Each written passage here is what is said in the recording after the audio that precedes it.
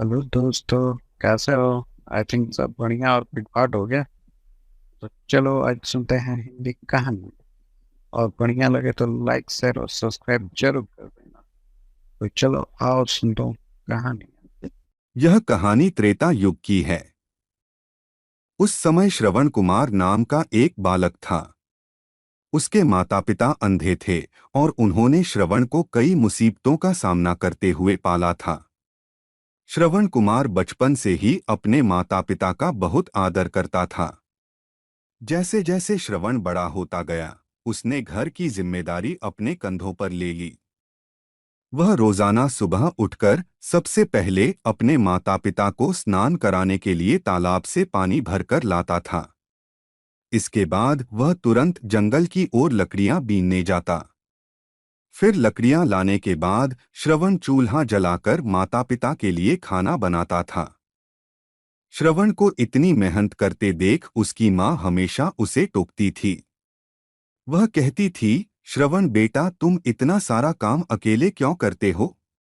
खाना तुम मुझे बनाने दिया करो, मैं आसानी से बना लूंगी। इसके बदले तुम थोड़ा आराम कर लिया करो। माँ की इन बातों को सुनकर श्रवण कुमार कहता, नहीं माँ, मैं ये सारे काम आप लोगों के लिए ही तो करता हूँ। भला अपने माँ बाप के लिए किए गए कामों में कैसी थकान, उल्टा मुझे तो खुशी मिलती है। श्रवण कुमार की इन बातों को सुनकर उसकी माँ भावुक हो गई। वो रोज भगवान से प्रार्थना करती, हे प्रभु, इतना ध्यान रखने वाला श्रवण जैसा बेटा हर माता पिता के घर पैदा हो। श्रवण के माँ बाप नियमित रूप से भगवान की आराधना करते थे। वह उनके लिए फूल और पूजा की अन्य सामग्री लाता। फिर खुद भी बिना देर किए माता पिता के साथ पूजा में शामिल हो जाता था। श्रवण कुमार धीरे धीरे बड़ा हुआ और जल्दी से घर के कार्यों को खत्म करके बाहर काम पर निकल जाता था। एक दिन श्रवण अपने माता पिता के साथ बैठा था। तभी उन्होंने श्रवण से कहा, बेटा, तुमने हमारी हर ख्वाहिश पूरा की है। अब हमारी केवल एक ही इच्छा है जिसे हम पूरी करना चाहते हैं। यह सुन श्रवण ने उनसे पूछा, ऐसी कौन सी इच्छा बाकी है जिसे आप पूरा करना चाहते हैं?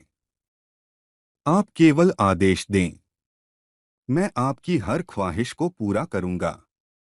इस पर श्रवण के पिता ने कहा, बेटा, अब हम बूढ़े हो चुके हैं और हम चाहते हैं कि मरने से पहले तीर्थ यात्रा के लिए जाएं। भगवान के शरण में जाकर हमें सुकून की प्राप्ति होगी। अपने माँ बाप की बात सुनकर श्रवण कुमार सोचने लग गया कि वह उनकी इस इच्छा को कैसे पूरा करेगा। उस समय बस और ट्रेन की सुविधा नहीं थी। साथ ही उसके माता पिता देख भी नहीं सकते थे। ऐसे में उन्हें तीर्थ यात्रा कराना भला कैसे संभव हो पाता? तभी श्रवण कुमार को एक तरकीब सूझी। वह तुरंत बाहर गया और वहां से दो बड़ी टोकरी लेकर आया। उसने उन दोनों टोकरियों को एक मजबूत डंडे में मोटी रस्सी के सहारे लटकाकर एक बड़ा सा तराजू बना लिया। फिर श्रवण कुमार ने उस तराजू में अपने माँ बाप को बारी बारी से गोद में उठाकर बैठा दिया। उसके बाद तराजू को अपने कंधों पर लेकर उन्हें तीर्थ यात्रा पर लेकर निकल पड़ा। वह लगातार कुछ दिनों तक अपने माता पिता को एक के बाद एक सभी पवित्र स्थलों पर घुमाने लगा। इस दौरान श्रवण कुमार ने अपने माता पिता को प्रयाग से लेकर काशी तक के दर्शन कराए। माता पिता को घुमाते समय श्रवण कुमार उन्हें उन जगहों के बारे में भी बताते चलता था, क्योंकि वह आंखों से उस दृश्य को नहीं देख सकते थे। अपनी बेटे की मेहनत को देख उसके माता पिता बहुत खुश थे। उन्होंने एक दिन श्रवण से कहा, बेटा, हम देख नहीं सकते, लेकिन कभी भी हमें इस बात का दुख नहीं हुआ। तुम हमारे लिए हमारी आंखें हो। तुमने हमें जिस तरह सारे पवित्र स्थानों की कथा सुनाकर उनके दर्शन कराए हैं, ऐसा लगता है जैसे कि हमने सच में प्रभु के दर्शन अपनी आंखों से किया हो।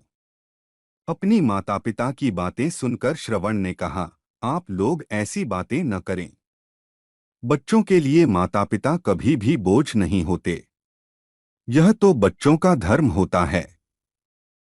एक दिन श्रवण कुमार आराम करने के लिए अयोध्या के पास अपने माता पिता के साथ रुका। तभी उसकी मां ने पानी पीने की इच्छा जताई। श्रवण को पास में ही एक नदी दिखाई दी। उसने अपने माता पिता से कहा, आप दोनों यहाँ आराम करें, मैं आप लोगों के लिए अभी पानी लेकर आता हूँ। नदी के पास पहुंचकर श्रवण कुमार कमंडल में पानी भरने लगा। उसी जंगल में अयोध्या के राजा दशरथ भी शिकार के लिए पहुंचे थे। पानी में हलचल की आवाज सुनकर उन्हें लगा कि कोई जानवर पानी पीने आया है। उन्होंने बिना देखे केवल ध्वनि सुनकर ही अपना तीर चला दिया। दुर्भाग्य से वह सीधे श्रवण कुमार को लग गया। तीर लगते ही वह चीख पड़ा। इसके बाद राजा दशरथ जब अपने शिकार को देखने पहुंचे तो वहां श्रवण था। वो तुरंत श्रवण कुमार के नजदीक पहुंचे और कहा, मुझसे बहुत बड़ी भूल हो गई, मुझे माफ कर दीजिए। मुझे बिल्कुल नहीं पता था कि यहाँ कोई मानव होगा। मैं इस गलती का पश्चाताप करने के लिए क्या करूं कि तुम मुझे माफ कर दो। तभी करहाते हुए श्रवण कुमार ने कहा, यहाँ से थोड़ी ही दूर जंगल में मेरे माता पिता बैठे हैं, उन्हें काफी प्यास लगी है। आप उन तक यह पानी पहुंचा दीजिए और मेरे बारे में उन्हें कुछ भी न बताएं। इतना कहते कहते श्रवण कुमार की सांसें रुक गईं। श्रवण कुमार की मौत से राजा दशरथ सुन्न पड़ गए। किसी तरह वो श्रवण कुमार के बताए अनुसार जल लेकर उसके माता पिता के पास पहुंचे। श्रवण के माता पिता अपने बेटे की आहट को बखूबी पहचानते थे। जब राजा दशरथ उनके करीब पहुंचे तो उन्होंने आश्चर्य से पूछा, तुम कौन हो और हमारे श्रवण को क्या हुआ? वह क्यों नहीं आया? राजा दशरथ उनके सवालों का जवाब नहीं दे पाए। उन्होंने चुपचाप पानी उनकी तरफ बढ़ा दिया। तभी श्रवण की मां ने चिंतित स्वर में जोर से कहा, तुम कौन हो और मेरा बेटा कहाँ है? ये बताते क्यों नहीं हो? श्रवण की मां की चिंता देखकर राजा दशरथ ने कहा, मां मुझे माफ कर दीजिए। शिकार करने के लिए मैंने जो तीर चलाया था वो सीधे आपके बेटे श्रवण को जा लगा। उसने मुझे आप लोगों के बारे में बताया, इसलिए मैं यहाँ पानी लेकर चला आया।